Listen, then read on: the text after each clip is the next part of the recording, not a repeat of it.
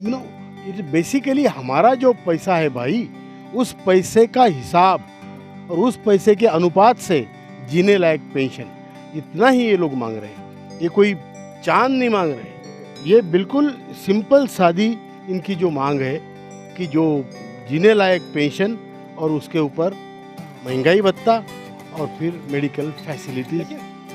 दोस्तों नमस्कार। EPS 95 pensioner इतने ज़्यादा परेशान हैं कि वो चाहे वो EPS का ये दफ्तर हो, ये जो विकाजी कामा प्लेस में ये दफ्तर बना हुआ है EPFO का, इसी दफ्तर में आज उनको आना था। आपको पता होगा कि अनवरत तरीके से ये लोग जंतर मंतर पर बैठे हुए थे और जब श्रम मंत्रालय से इनको सूचना आती है कि आकर के हमसे बातचीत करिए, तो फिर इन लोगों ने अपनी प्लानिंग को चेंज किया और श्रम मंत्रालय के कहने पर इन्होंने अपने अनशन को, जो क्रमिक अनशन का नाम इन्होंने दिया था, उस क्रमिक अनशन को इन्होंने त्याग दिया। और ये क्रमिक अनशन स्थगित होने के बाद ये लोग सभी 2 दिन के लिए अपने अपने घरों को गए थे। और जब बृहस्पतिवार को EPFO कार्यालय में, यही आप ये देख लीजिए, यहाँ पे विकाजी कामा प्लेस में ये ऐसे एरो का निशान है और यही नीचे आप जब चले जाएंगे तो आपको EPFO का दफ्तर मिलेगा।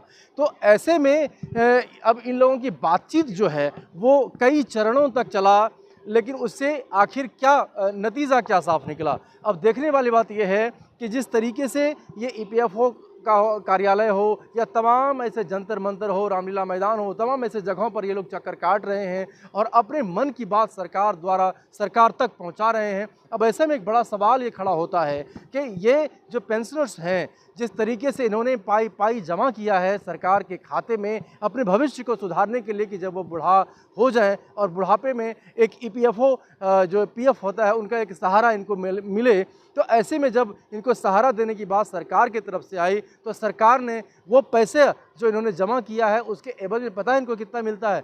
किसी को 400, किसी को 500, किसी को 800, किसी को 1000, किसी को 1500। अब अंदाज़ा लगा लीजिए कि वर्तमान परिप्रेक्ष्य में जिस तरीके से महंगाई की मार सभी लोग झेल रहे हैं, जिस तरीके से तमाम ऐसी चीज़ें महंगी होती चली जा रही है, ऐसे में क्या 1000 या 500 रुपये में एक दंपत्ति अपना जीवन गुजार सकता है क्या? ऐसे में एक बड़ा सवाल अब ये खड़ा होता है। और ऐसे पेंशनर्स कब तक घूमते रहेंगे, कब तक सरकारी दफ्तरों के चक्कर काटते रहेंगे? अभी जिस जगह पे मैं हूँ ये विकाजी कामा प्लेस का जगह है।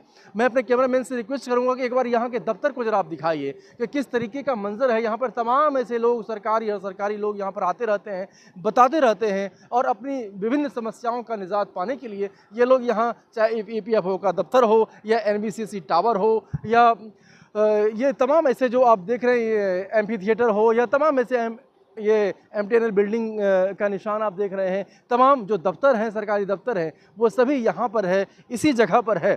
अब सवाल ये है कि आखिर जो EPS 95 पेंशनर्स हैं वो कब तक EPFO के चक्कर काटते रहेंगे? हालांकि आज उनको यहाँ पर आना था, कल बृहस्पतिवार था तो कल भी वो ऑफिस में आए थे, बातचीत हुई थी, आज उनकी बातचीत भी होनी थी, लेकिन अभी तक वो लोग यहाँ पे मौजूद नहीं हैं। और जिस तरीके से हम यहाँ का नज़ारा आपको दिखा रहे हैं, इसमें सीधा सरोकार ये है कि आखिरकार ये पेंशनर्स जो EPS 95 के पेंशनर्स हैं वो कब तक सरकारी दफ्तरों के चक्कर काटते रहेंगे, कब तक वो लोग अपनी अपनी बातों को रखते रहेंगे। और सरकार है कि कान में तेल डालकर सोई पड़ी है, उनको इनकी कोई खबर नहीं है, चाहे वो जितने भी पेंशनर्स हैं। अब आप बताइए कि 500, 700 या 800 रुपये में वो किस तरीके से अपनी ज़िंदगी को गुजारेंगे, जबकि केंद्र सरकार ये दावा करती है कि अब 3-3 हज़ार रुपये ऐसे लोगों को दिया जाएगा जो कि बिल्कुल अब काम के नहीं रहे, यानी जिसकी उम्र 60 साल से ऊपर हो चुकी है।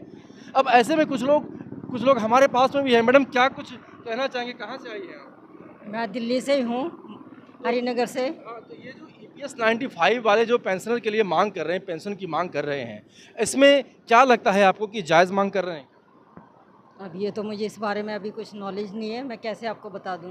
लेकिन महंगाई का दौर जिस तरीके से है, अब आप ये देख लीजिए कि जितना महंगाई है, क्या ऐसे में किसी का 1000 रुपये में गुजारा हो सकता है? तो बिल्कुल नहीं होना, गुजारा तो नहीं होता। कुछ करना चाहिए गवर्नमेंट को कि इनका पैसा बढ़ाया जाए, है ना, तभी ये लोग बेचारे सर्वाइव कर पाएंगे, वरना बड़ा मुश्किल है आज के ज़माने में इतना सर्वाइव करना।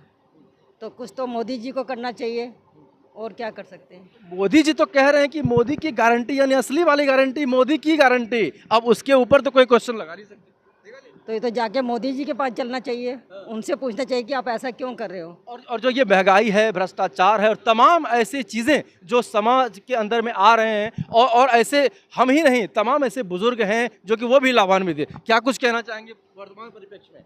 अब कहने को रह क्या गया है, कुछ नहीं रह गया। आज की डेट में आप एक घर चलाना कम से कम 40,000 रुपये चाहिए, और ये कह रहे हैं अभी कुछ तमाम जो टीवी चैनल्स आप देखते हैं, अखबार पढ़ते हैं, और उन सब में जो एक ही गाथा गाई जाती है कि भारत जो है वो 5 ट्रिलियन इकोनॉमी में पहुंच गया। गोदी मीडिया की आप बात मत कीजिए, आप गोदी मीडिया की बात मत कीजिए। गोदी मीडिया तो वही कहता है जो उनको बताया जाता है, क्योंकि उनको तो सैलरीज अच्छी मिलती है, उनको तो कोई प्रॉब्लम नहीं है। वो भी गोदी मीडिया के जो एंकर हैं उनकी बड़ी अच्छी सैलरी है, 1,00,000, 2,00,000, 3,00,000 जो भी सैलरी उनको मिलती है वो बहुत अच्छी मिलती है। लेकिन एक जनरल आदमी, जैसे मैडम रिटायर्ड है, मैं रिटायर्ड हूँ, वो बेचारा काम करता है, उसको कितनी सैलरी मिलती होगी? मुश्किल से 10-12 हज़ार रुपये। उसमें क्या घर का खर्चा चलता है? नहीं चलता।